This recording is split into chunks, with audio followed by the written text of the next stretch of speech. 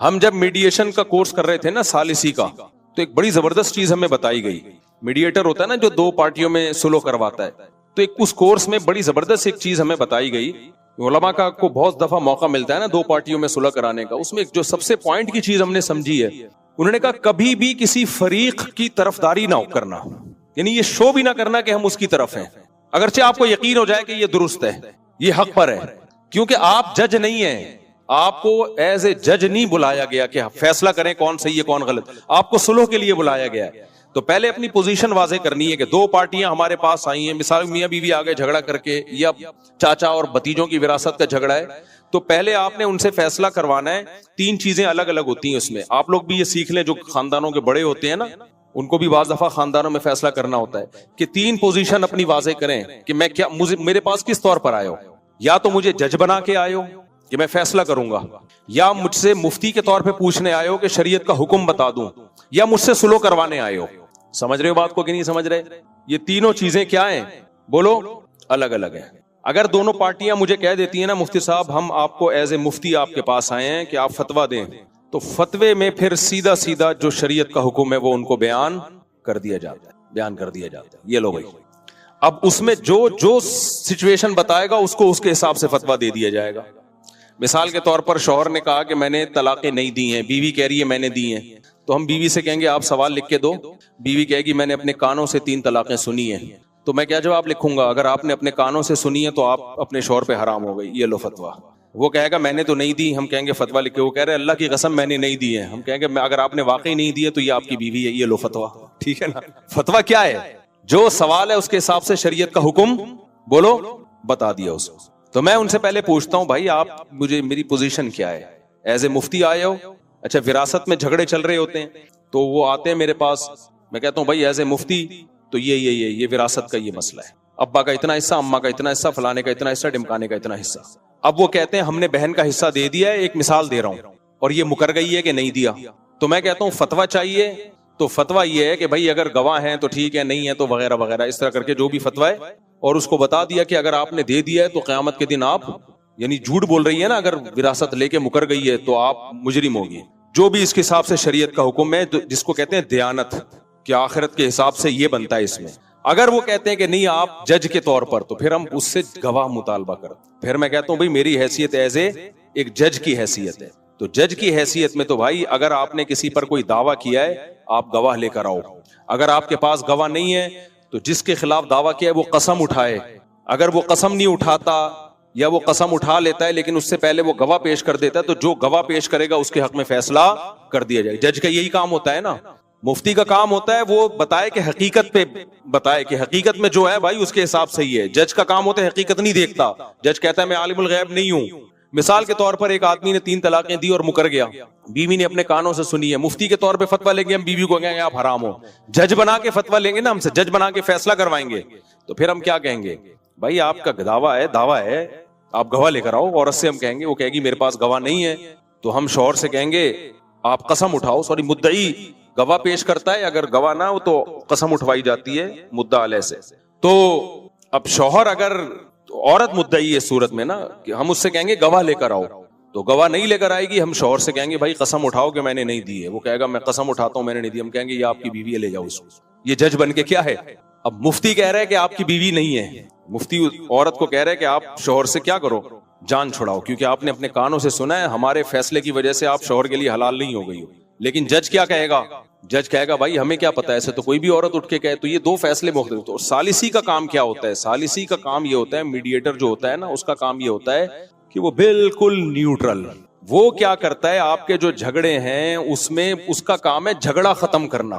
مثال کے طور پر ایک دفعہ میرے پاس ایک پارٹی آئی, اس نے کہا کہ انہوں نے میرے 2 لاکھ روپے کھائے ہوئے ہیں یا 10 لاکھ کھائے ہوئے ہیں, مجھے یاد نہیں, اور وہ کہہ رہے ہیں میں نے نہیں کھائے. میں نے کہا میری حیثیت مفتی کی ہے یا جج کی ہے, ایک بنانا, ایک طرح سے فیصلہ کروں گا. یہ نہیں کہ پہلے جج بن کے فیصلہ کرواؤ پھر مفتی بن کے فیصلہ کرواؤ پھر جوڑ توڑ کرواؤ, یہ نہیں ہوتا. تو انہوں نے کہا آپ جو ہے نا فیصلہ کریں, ہمارے درمیان جھگڑا بہت ہو رہا ہے. تو مجھے اندازہ ہو گیا ان کا جھگڑا بہت ہو رہا ہے. یہ میں آپ کو بیان سے ہٹ کے تھوڑا اس لیے بتا رہا ہوں تاکہ آپ لوگ بھی جو خاندان کے بڑے ہیں وہ تھوڑا سا مسائل حل کرنا سیکھیں. لوگ ثالث بن کے نا اور لڑوا دیتے ہیں, اور معاملہ کیا کر دیتے ہیں خراب. تو میں نے پھر اس پارٹی کو بلایا جس نے دعویٰ کیا تھا اس نے 10 لاکھ کھائے. میں نے کہا 10 لاکھ تو اس کا باپ بھی نہیں دے گا, یہ ذہن میں رکھ, ٹھیک ہے. کورٹ میں جاؤ گے, کورٹ میں ہوگا یہ کہ مرغی چھڑانے کے لیے بھینس کی قربانی دینی پڑے گی تمہیں. 10 لاکھ سے زیادہ تم وکیلوں کو کھلا دو گے. شکر کرو یہ میرے پاس آ گیا ہے آپ کا کیس لے کے, تو 10 سے کچھ کم میں آ جاؤ. آپ مجھے نہیں پتا آپ نے اس کو 10 دیے ہیں کہ نہیں دیے, نہ میں آپ سے گواہوں کا مطالبہ کر رہا ہوں, کچھ بھی نہیں. آپ بتاؤ, جھگڑا ختم کرنا ہے نا. اس کو میں کسی طریقے سے نیچے لایا 5 پہ 4 پہ. میں نے کہا یار آپ نے دیے ہوں گے لیکن گواہ تو نہیں ہے نا آپ کے پاس, تو کہیں بھی آپ کی سنوائی نہیں ہوگی. اور تو اب اس کو لائے ہم 5 پہ. ادھر جو بندہ تھا میں نے اس کو بولا, میں نے کہا دیکھ بھائی تو نے اگر لیے ہے نا ٹھیک ہے, اس کے پاس گواہ نہیں ہے, لیکن شریعت اس کو یہ حق دیتی ہے کہ یہ تیرے گھر پہ آ کے کھڑا ہو جائے, کیونکہ اس کو پتا ہے کہ اس نے دیے ہیں. جج اگرچہ اس کو فیور نہیں دے گا, سوری اس کو فیور دے گا, الٹا کہہ دیا میں نے, جج اس کو فیور نہیں دے گا, اس کے پاس گواہ نہیں ہے, لیکن شریعت اس کو کسی بھی مفتی کے پاس جائے گا, مفتی کہے گا تیرے پیسے جس طرح سے چاہے نکلوا لے, تو الٹا لٹکا کے نکلوا لے, چترول لگا کے نکلوا لے, اس کی بائک چوری کر لے. تو اب تو نے لیے نہیں لیے ہمیں نہیں پتا, لیکن یہ تیری جان چھوڑے گا نہیں, یہ نہیں چھوڑے گا تیری جان. تو کچھ دے کے جان چھڑوا لے, کیا خیال ہے. جیسے میں نے کھجور کا بزنس کیا تھا, چند لاکھ روپے لگائے, 50,000 کا نقصان ہو کے مجھے یہ پتا چل گیا کہ میرے کرنے کا نہیں ہے. تو 50,000 میں اگر یہ نالج میرے پاس آ گئی کہ مجھے کھجور کا بزنس قیامت تک کبھی بھی نہیں کرنا, تو یہ نقصان نہیں ہے, بہت فائدے کی چیز ہے.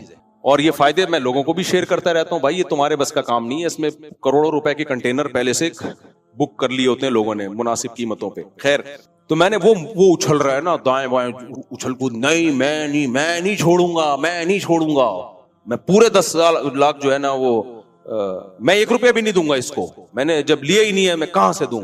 میں نے کہا دیکھ بھائی میرے نہیں یہ پیسے, تو میرے پاس آیا ہے نا مسئلہ حل کرانے کے لیے, دے کچھ دے کے جان چھڑا لے, کیونکہ میں نے پہلے کیس کی نوعیت سمجھ لی نا. میں نے کہا مجھے کوئی غرض نہیں ہے وہ آپ کے گھر پہ آ کے الٹا لٹک کے پیسے نکلوائے, بائک چھینے آپ کی, کچھ بھی کرے, میں کسی کے کام نہیں آؤں گا, نیوٹرل بن کے. بھائی ہمارا مسئلہ نہیں ہے یہ. اچھا یوں سمجھنے لگتا ہے یہ مفتی صاحب کی دلچسپی ہے اس میں, بھائی میری دلچسپی نہیں ہے, لڑو یہاں بیٹھو. میں نے کہا ابھی لڑواتا ہوں آپ دونوں کو, اگر پسٹل چاہیے گارڈوں سے لے کے رائفلیں دیتا ہوں, مار دو ایک دوسرے کو, مجھے کچھ بھی نہیں ہے. نہ تو میرے چاچے لگتے ہو نہ تم میرے مامے لگتے ہو. یہ سالس کو چاہیے بتائے کہ میرا کوئی انٹرسٹ نہیں ہے بھائی اس میں, آپ کے فائدے کے لیے فی سبیل اللہ میں ایک ٹائم نکال رہا ہوں, یہ نہیں چھوڑے گا آپ کو. اکیلے میں بلا کے اس کو بولا یہ اس کا باپ بھی نکلوائے گا. بالآخر وہ آ گیا تمیز سے, تو مکہ ہو گیا, لکھ دیا اور مسئلہ حل ہو گیا, ختم ہو گئی بات. ایک خاتون آئی کہنے لگی میرا شوہر یہ, میرا شوہر وہ, میرا شوہر فلانا, میرا شوہر ڈمکانا, وہ اتنے دکھڑے انہوں نے سنائے, مجھے لگا اس کا شوہر کو میں ذبح کر دوں لے آ کے. تو میں نے اس خاتون سے کہا کہ میں ایک شرط پہ فیصلہ کروں گا کہ آپ بھی تحریر لکھ کے دو کہ مفتی صاحب جو فیصلہ کریں گے وہ میں مانوں گی, اگر میں نے نہیں مانا تو مفتی صاحب کو پرمیشن ہے میرا نام لے کے یوٹیوب پہ مجھے رسوا کر دیں, پھر سوشل میڈیا پہ ڈال دیں یہ عورت 2 نمبر ہے. اور آپ کا شوہر بھی یہ لکھ کے دے کہ ہم نے فیصلہ مفتی طارق مسعود صاحب سے کروانا ہے, ہمیں ان پہ اعتماد ہے, اور انہوں نے جو فیصلہ کیا اگر میں نے نہیں مانا تو مفتی صاحب کو یہ رائٹ ہے کہ اپنے چینل پہ میرا نام اور تصویر ڈال کے بدنام کریں, یہ 2 نمبر آدمی ہے. سمجھ میں آ رہی ہے بات؟ کیونکہ ہوتا پتہ ہے کیا ہے, لوگ جاتے ہیں ایک سے فیصلہ کروایا, آپ کے فیور میں نہیں ہے دوسرے مفتی کے پاس چلے گئے, اس کے فیور میں نہیں ہے تیسرے کے پاس چلے جائے. پھر ہوتا یہ کہ جب کوئی پارٹی میں سے ایک سمجھ رہا ہوتا ہے میرا مجھے کہیں سے بھی فیور نہیں ملے, پھر کورٹ میں جاتا ہے وہ. تو جب میں نے یہ کہا نا میرا دماغ کھایا ہوا تھا نا, بار بار خاتون بھی اور وہ بندہ بھی بار بار میں نے کہا یہ لکھ کے دو, یک طرفہ بات سن کے میں کبھی فیصلہ نہیں کروں گا, میرا کوئی جھگڑا نہیں ہے آپ دونوں سے, لکھ کے دو. بچوں کا پھڈا چل رہا تھا مینٹیننس وغیرہ کا, تو وہ خاتون نے لکھ کے دے دیا. جب میں نے رابطہ کیا مرد سے تو پتا چلا خاتون نے کیس بھی کیا ہوا کورٹ میں. اس مرد نے کہا پھر ٹھیک ہے میں لکھ کے دوں گا لیکن کورٹ سے کیس ختم کریں. میں نے خاتون سے کہا کورٹ سے کیس ختم, انہوں نے کہا نہیں.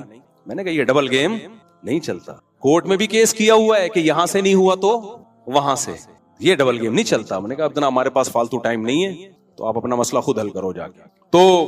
تو ثالثی میں اپنا ٹائم کبھی ویسٹ نہ کیا کریں. جب تک ہماری مسجد کے پرانا پھڈا چلا تھا تو ہم کسی مفتی باہر سے کسی, میں خود اس لیے نہیں تھا کہ میرے پہ چھاپ نہ لگ جائے کہ فلاں پارٹی کو فیور کر رہے ہیں, تو میں نے کہا گھر کا مسئلہ ہے تو باہر سے حل ہوگا. مفتی کو لے کر آئے ہم, تو ان مفتی صاحب نے لکھوایا دونوں پارٹیوں سے, وہ لکھ کے نہیں دے رہے تھے, انہوں نے کہا جاؤ ہم نہیں حل کرتے آپ کا مسئلہ, ٹھیک ہے نا. تو خیر یہ کہاں سے کام بات چلی گئی, بہت زیادہ میں دائیں بائیں چلا گیا آج. لیکن میرے سے جب فیصلہ کروانے آؤ تو یہ سوچ کے ذہن میں رکھا کرو کہ فیصلے میں لکھ کے دیا جائے گا, اور میرے پاس سوشل میڈیا کی طاقت بھی ہے. میں یہ بھی لکھواتا ہوں آج کل کہ اس فیصلے کو نہیں مانا نا تو پھر میں بتاؤں گا کہ کون غلط ہے, اور پھر اگر کسی نے دوسرے کو سوشل میڈیا پہ بدنام کرنے کی کوشش کی تو پھر میں اپنے چینل پہ اس کو بدنام کروں گا. دیکھو یہ میرے پاس آئے تھے, یہ فیصلہ کیا تھا, اور یہ کیونکہ لوگ ایک دوسرے کی عزتیں اچھال رہے ہوتے ہیں آج کل, خاص طور میاں بیوی کے جھگڑوں میں تو بہت. اور یاد رکھو, قسم اٹھا کے کہہ سکتا ہوں, کبھی بھی میاں بیوی کے جھگڑوں میں نا یک طرفہ بات سن کے فیصلہ نہ کیا کرو, چاہے کتنا آپ کو کوئی مظلوم لگ رہا ہو. مرد اگر اپنی بیوی پہ کتنے الزام لگا رہا ہے, یہ ایسی تھی, یہ ویسی تھی, خدا کی قسم میں یہ 30 سال ہو گئے مجھے یہ جھگڑے نمٹاتے ہوئے, میں متاثر ہو جاتا ہوں. بعض دفعہ مرد آ کے ایسے ظلم کی داستانیں بیان کرتا ہے, یہ ہو گیا, مجھے لگتا ہے واقعی اس کے ساتھ بہت ظلم ہوا ہے, واقعی بہت ظلم ہوا ہے, اور اس کی بیوی بہت 2 نمبر ہے. یعنی آدمی تیش میں آ جاتا ہے, لیکن جب دوسری پارٹی کا بیان سنتا ہے تو کہتا ہے نہیں بھائی, معاملہ بالکل الٹ ہے. اسی طرح بعض دفعہ عورت کے آنسو دیکھ کے, چیخنا دیکھ کے, اس کی باتیں, اس نے 20 سال سے خرچہ نہیں دیا, اس نے یہ نہیں کیا, اس نے وہ نہیں کیا, اس کے لڑکیوں سے تعلقات, یہ فوج فلمیں دیکھتا ہے, یہ فلانی سے تعلق, اور دیکھیں میں ثبوت پیش کرتی ہوں, یہ چیٹ دیکھو, یہ چیٹ دیکھو, یہ فلانا.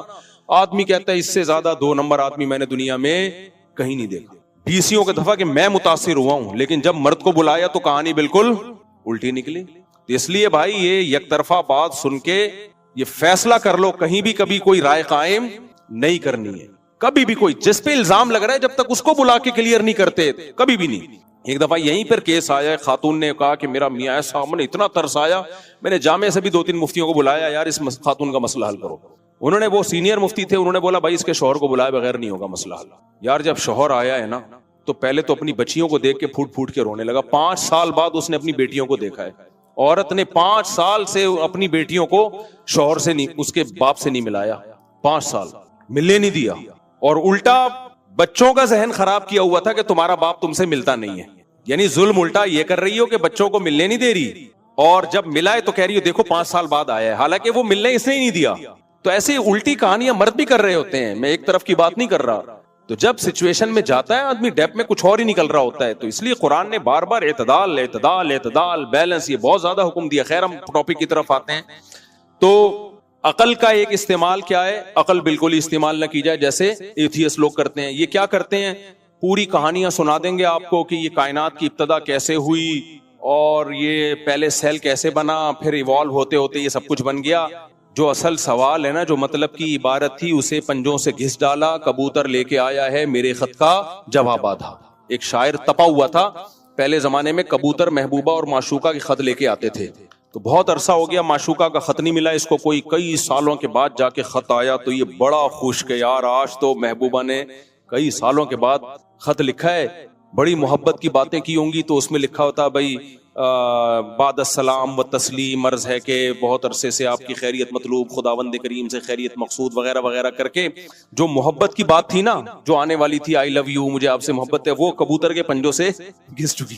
اور آخر میں لکھا تھا والسلام. تو اس کو غصہ آیا, جو مطلب کی عبارت تھی اسے پنجوں سے گھس ڈالا, کبوتر لے کے آیا ہے میرے خط کا جواب آدھا. تو یہ تپا ہوا شاعر تھا. ایک دن اس کے اپنی محبوبہ پہ نظر پڑ گئی. اچھا جب نظر پڑتی تو آدھا نقاب نظر آتا اس کو. تو اس کو یہ تب چڑھ رہی تھی, یا تو جلوہ ہی نہ کراتی اپنا, نہ دیکھتے ہی نہیں ہم حسن ہے یا نہیں ہے, تو ہم عاشق ہی نہ ہوتے, اور اگر جلوہ کرانا ہے تو تمیز سے پورا جلوہ کراؤ بھائی. تو یہ تپا ہوا شاعر ہے نا, جو ہر چیز آدھی آدھی آ رہی ہے اس کے پاس. تو کہتا ہے کہ یہ کہتا ہے کہ لگتا ہے میرے محبوب کی ایک آنکھ غائب ہے, لگتا ہے میرے محبوب کی ایک آنکھ غائب ہے, کہ اس نے جب بھی پلٹا ہے تو پلٹا ہے نقاب آدھا. اب اس کو اس شعر سے ملائیں, جو مطلب کی عبارت تھی اسے پنجوں سے گھس ڈالا, کبوتر لے کے آیا ہے میرے خط کا جواب آدھا. لگتا ہے میرے محبوب کی ایک آنکھ غائب ہے, کہ اس نے جب بھی پلٹا ہے تو پلٹا ہے نقاب آدھا. کہتا ہے لگتا ہے دوسری آنکھ ہی نہیں ہے, اس لیے دکھائی نہیں رہی ہے وہ. جب شعر و شاعری چلی رہی ہے تو پورا کمپلیٹ ہی کر دوں. ابتدائے عشق میں دل ہوا یوں خراب آدھا, کہ جیسے سیخ پہ چڑھتے ہی جل جائے کباب آدھا. آدھا کباب جل جائے نا تو وہ آدھا نہ کھانے کا ہے نہ پھینکنے کا ہے. تو کہہ رہا ہمارا عشق کی ابتدا ایسے ہوئی ہے کہ آنکھ ایک نظر آ رہی ہے, دوسری نظر آ نہیں رہی ہے. کبوتر خط لے کے آ رہا ہے تو بعد السلام و تسلیم اور خداوند کریم سے خیریت مطلوب, خیریت مقصود, وہ ساری ڈیٹیل ہے. جو مطلب کی عبارت تھی وہ کبوتر کے پنجوں سے کیا ہو گئی ہے, گھس گئی ہے. تو جو ایتھیس لوگ ہیں, ملحد لوگ ہیں, جو مطلب کی جو اصل بات تو خدا کے وجود کی سب سے بڑی دلیل ہے کہ بھائی پہلی دفعہ کس نے بنایا, اس کو پی جاتے ہیں, بننے کے بعد کے پروسیس کو بیان کرنا شروع کرتے ہیں. ایکچولی یہ بندر سے بنا. ابے بندر کس نے بنایا, بندر کیسے بن گیا, تو بندر فلانے سے بنا ہے, وہ کیسے بن گیا, وہ اس سے بنا ہے, وہ کیسے بن گیا, وہ ایک سیل سے بنا ہے. بھائی سیل کیسے بن گیا, زندگی کیسے آ گئی یار. سیل تو اتنی ایک پیچیدہ چیز ہے کہ کھربوں سال میں بھی ایسا حسن اتفاق نہیں ہو سکتا. اور اگر حسن اتفاق ہو گیا تو کس چیز سے ہوا ہے یہ اتفاق, وہ چیز کیسے بنی, یہاں تک کبھی پہنچتے ہی نہیں ہے. بس ایک انہوں کی سوئی آ کے اٹک گئی ہے کہ اگر یہ کائنات ہمیشہ سے نہیں ہو سکتی تو خدا ہمیشہ سے کیسے ہے. پھر بھائی وہ خدا ہے, خدا کے بندو یہ کائنات ہے. ہم خدا کو تھوڑی جانتے ہیں حقیقت کو, کائنات کو تو ہم جانتے ہیں, خود سے وجود میں نہیں آ سکتی. آپ کیسی بے عقلی کی باتیں کر رہے ہو, یہ کائنات ڈھڑم سے خود سے وجود میں آ گئی. تو یہ کیا ہے, عقل کا بالکل بھی استعمال نہیں. یہ ملحد لوگ کرتے ہیں, یہ بت پرست لوگ کرتے ہیں. تو جو بت ہیں تم اپنے ہاتھوں سے اس کو تراش رہے ہو. الہم ارجل یمشون بہا, ان کے پاؤں ہیں جس سے یہ چلتے ہیں. ام لہم ایدی یبطشون بہا, یہ اپنے ہاتھوں سے پکڑ نہیں سکتے. مکھی ان سے کوئی مٹھائی چھین کے بھاگ جائے اسے چھڑا نہیں سکتے, مکھی بنا نہیں سکتے. اور قل ادعوا شرکاءکم, ان کو پکارو تم, یہ تمہاری پکار کو سنیں گے نہیں, جواب دینا تو دور کی بات. سواء علیکم ادعوتموہم ام انتم صامتون, تم ان کو پکارو یا چپ بیٹھے رہو, ان کی صحت پہ کوئی فرق نہیں پڑے گا. کتنی لاجک کی بات ہے. یہ کیسا خدا ہے, 4 بتوں پہ ایک فری مل رہا ہے آپ کو. باقاعدہ ریٹ ہوتے ہیں بتوں کے, جو ان کے خدا ہیں ان کے ریٹ ہوتے ہیں. میں تھائی لینڈ میں ہول سیل مارکیٹ میں گیا ہوں, یہاں وہاں سستے ہیں, تو ہول سیل کے حساب سے ریٹ کیا ہیں, سستے ہیں. تو یہ کیا ہے, عقل سرے سے استعمال ہو ہی نہیں رہی. جب ان کو کہا جاتا ہے بھائی کیا کہہ رہے ہیں, عقل کا تعلق نہیں ہے, یہ اوپر کی چیزیں ہیں, ان کا ریلیشن ہے خدا سے, جو اصل بھگوان ہے اس سے ان کا ریلیشن ہے, اس نے ان کو اختیارات دیے ہیں. تو قرآن کہتا ہے ما انزل اللہ بہا من سلطان, کیا دلیل ہے کہ اللہ نے ان کو اختیارات دیے ہیں, اس کی کیا دلیل ہے, کوئی واضح دلیل تو لے کر آؤ. کوئی آسمانی کتاب میں لکھا ہوا ہے, کہاں ہے, اللہ کیوں دے گا ان کو اختیارات.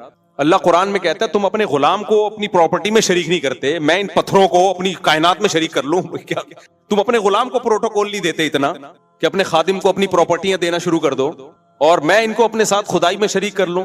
تو یہ ہے عقل سرے سے استعمال نہ کرنا. قوت ہے نا اللہ نے انسان کو, اور ایک ہے عقل کا غیر ضروری استعمال. غیر ضروری, جہاں نہیں استعمال کرنی وہاں بھی. ایک ہے صلاحیت دی ہے, فائدہ نہیں اٹھا رہے, جیسے بھوک ایک اللہ کی نعمت ہے, فائدہ ہی نہیں اٹھا رہے, کھا ہی نہیں رہے, مر جاؤ گے آپ. ایک ہے بھوک کا ناجائز فائدہ.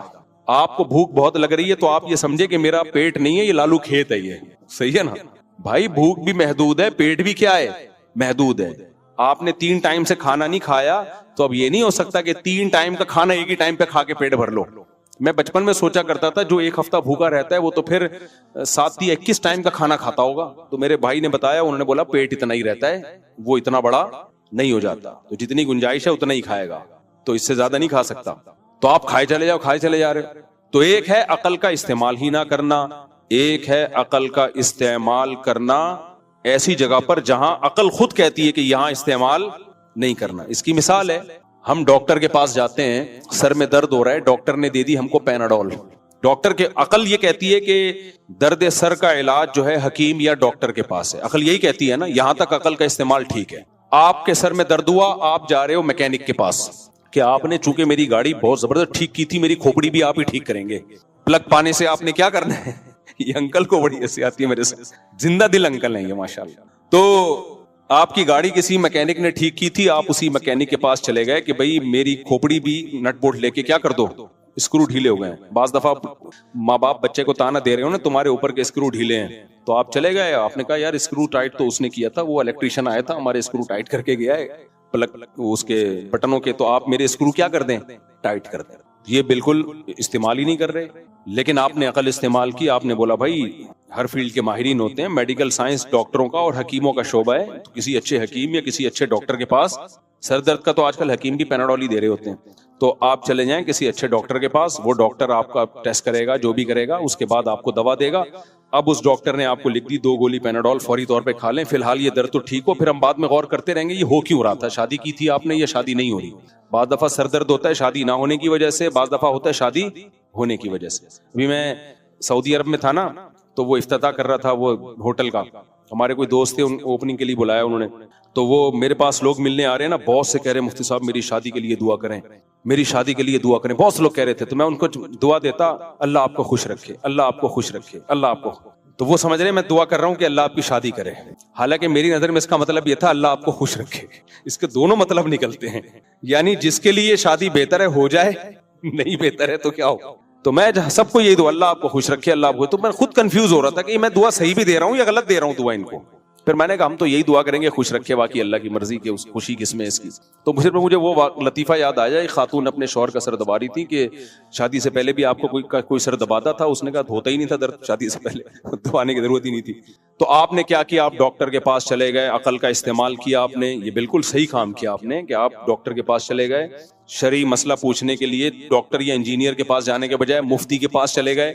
اور گاڑی آپ کی خراب ہوئی تو کسی انجینئر یا مفتی کے بجائے میکینک کے پاس چلے گئے. یہ عقل کا بالکل استعمال ہو رہا ہے، اتنا ضروری ہے. اتنا استعمال کیا ہے؟ ضروری ہے. اتنا بھی نہیں کرو گے پاگل ہو جاؤ گے، الٹے کام کرنا شروع کر دو گے. لیکن ڈاکٹر نے جا کے، ڈاکٹر بھی اچھا ہے، پڑھا لکھا ڈاکٹر ہے، تجربے کار بھی ہے. یہ بھی نہیں کہ ابھی نیا نیا مارکیٹ میں آیا ہے، سفید داڑھی ہے اس کی، بہت ایکسپیرینس ہے، بڑے بڑے ہاسپٹل میں وہ سرجن یا جنرل فزیشین کے طور پہ بیٹھتا ہے، ساری دنیا کو اعتماد ہے. اب اس نے آپ کو لکھ کے دیا پیناڈول.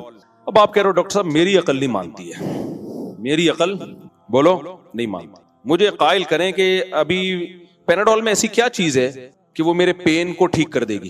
تو ڈاکٹر بتا رہے ہیں دیکھیں اس میں یہ کیمیکل ہے، اس میں یہ ڈرگ ہوتا ہے، یہ کیا کرتا ہے پین کو ریلیز کرتا ہے. ڈاکٹر صاحب یہ کیمیکل پین کو ریلیز کرتا ہے، اس کا کیا ثبوت ہے؟ اب ڈاکٹر گوگل پہ نکال کے تحریریں آپ کو پکڑا رہا ہے. آپ کہہ رہے ہو ڈاکٹر صاحب مفتی صاحب کا میں نے بیان سنا ہے ہر کام میں عقل استعمال کرو. میں اندھی تقلید نہیں کروں گا میں آپ کی، میں کیا کروں گا؟ عقل. مجھے ریفرنسز کے بغیر میرا گزارا نہیں، مجھے ریفرنس دو کہ یہ آپ نے کہاں سے نکالا ہے. تو ڈاکٹر نے گوگل سے وہ کیمیکل نکال دیا. ڈاکٹر صاحب ٹھیک ہے مان لیا، پہلی بات یہ ثابت کرو یہ ریسرچ صحیح بھی ہے. یہ امریکہ کے کون سے ڈاکٹروں کی رپورٹ ہے؟ ہو سکتا ہے گوگل میں تو ایک ہر آدمی منجن بیچ رہا ہے نا. ڈاکٹر نے نکال کے دکھا دیا، 50 ڈاکٹروں کے فون کروا دیے، وہ لیب ہے وہاں ریسرچ سینٹر ہے امریکہ کی بڑی مستند اور اوتھینٹک وغیرہ وغیرہ پوری. آپ نے کہا چلو یہ بھی میں نے مان لیا کہ بھائی یہ واقعی یہ تحقیق جو ہے یہ ہو گیا، لیکن یہ بھی تو بتاؤ کہ یہ کیمیکل اس میں ہے بھی کہ نہیں ہے. مجھے تو نظر نہیں آ رہا اس میں پیناڈول میں یہ والا کیمیکل جو پین کو ریلیز کرتا ہے یہ ہے بھی کہ نہیں ہے، یہ بھی تو بتاؤ. ڈاکٹر کہے گا بھائی یہ فلاں کمپنی ہے، بڑی زبردست پیناڈول ایک کمپنی ہے، وہ پیراسیٹامول ہے اس میں، اور وہ آپ جاؤ ذرا دیکھو، وہ ایسے نہیں ہوتا، ان پہ کیس ہو جائے گا. ہو سکتا ہے ڈاکٹر صاحب کسی نے کیس کیا ہوا اب تک ہمیں اطلاع نہ ملی ہو. کیونکہ ڈاکٹر صاحب میں استعمال کس کا کرتا ہوں؟ میں اندھی تقلید نہیں، میں کھوپڑی استعمال، مائنڈ ایسے ایکشن بھی مار رہے اس کے سامنے، مائنڈ استعمال. ڈاکٹر کیا کرے گا؟ ڈاکٹر کہے گا اچھا فلاں لیب میں تمہیں ویڈیو منگواتا ہوں، دیکھو یہ پیناڈول میں یہ والا کیمیکل ڈالا جا رہا ہے. ڈاکٹر نے لیب کا پورا ویڈیو بنا کے بھجوا دی، یا آپ کو لے گئے لیب کا وزٹ کرائے، دیکھو یہ کیمیکل ہے، یہ اس میں ڈالا جا رہا ہے، یہ پیناڈول بن کے آ رہی ہے، ڈبوں میں پیک ہو رہی ہے، یہ تیرے منہ میں جا رہی ہے، یہ دیکھ. آپ نے کہا ڈاکٹر صاحب یہ تو میں نے دیکھ لیا، لیکن اس کی کیا دلیل ہے؟ یہ وہی کیمیکل ہے. ہو سکتا ہے کوئی سرکہ ڈال رہے ہوں، جو کیمیائی فارمولا ہوتا ہے نا کیمسٹری میں، ہائیڈروجن ڈائی آکسائڈ جیسے پانی کا ہے، NaCl غالباً نمک کا ہے، تو یہ ایسا یہ ہے بھی کہ نہیں ہے. تو پتہ ہے کیا ہوگا؟ 4 پتے ڈاکٹر کو کھانے پڑیں گے پیناڈول کے. ڈاکٹر کہے گا تو چھوڑ پہلے میں کھاؤں، میں تو سیٹ ہو جاؤں نا، اس کے بعد میں تجھے آگے کا پروسیس بتاؤں گا. کیا خیال ہے؟ ڈاکٹر کہے گا پیناڈول کی تجھے نہیں، کس کو ضرورت ہے؟ مجھے. تجھے پیناڈول کی نہیں، تجھے عقل کی ضرورت. تو کسی سائیکولوجسٹ کے پاس جا، سائیکیٹرسٹ کے پاس جا، تو غلط جگہ آ گیا ہے. کیونکہ تو اگر ٹھیک نہ ہوا تو تیری وجہ سے بہت سے لوگ خراب ہو جائیں گے. ٹھیک ہے نا؟ تیری وجہ سے بہت سے لوگ کیا ہو جائیں گے؟ خراب ہو جائیں گے. ڈاکٹر کہے گا بھائی جب تجھے مان لیا، تو نے میرے پاس آیا مجھے ڈاکٹر سمجھ کے، تو اب میں جو دوا لکھ کے دوں گا اگر ساری دنیا اس کے خلاف ہے تو پھر ٹھیک ہے، تو اشکال کر کے ڈاکٹر صاحب یہ دوا تو کوئی ڈاکٹر نہیں دیتا، آپ اکیلے دنیا میں آئے ہیں. نارملی اگر ساری دنیا وہ دے رہی ہے تو تجھے کیا اعتراض ہو رہا ہے؟ تو یہ کیوں نہیں مان لیتا کہ تیری عقل ہماری عقل سے کم ہے؟ یہاں تجھے عقل استعمال نہیں کرنی، اگر کی ہے تو یہ افراط ہے. آپ کیا کر رہے ہو؟ اپنی حیثیت سے آگے نکل رہے ہو. تو خوب سمجھ لو اللہ کا وجود ثابت ہوتا ہے عقل سے. عقل استعمال کرو گے تو ثابت ہوگا کہ اللہ ہے. یہاں عقل استعمال کرنی ہے. یہ صرف ہم باپ دادا کی وجہ سے اللہ کو نہیں مانتے، اس لیے مانتے ہیں کہ عقل کہتی ہے کہ خدا ہے، پھر وہ خدا ایک ہے، اس کے ساتھ کوئی شریک نہیں ہے. یہاں عقل استعمال